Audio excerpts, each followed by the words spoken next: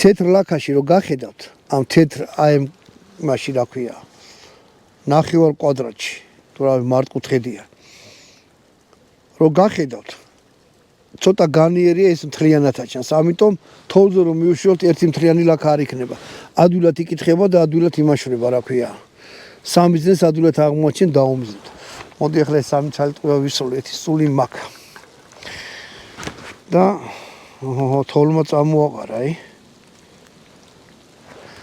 არა ჩვენ ეგ ვერ შეგვაშინებს. აჰა. გადავარჩიეთ ყუიები. და გავტენი ახლა.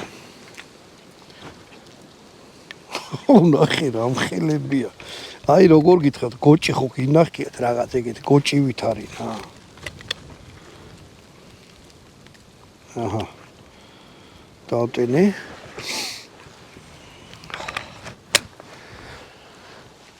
და ვესწრი დაახლოებით იქნება ალბათ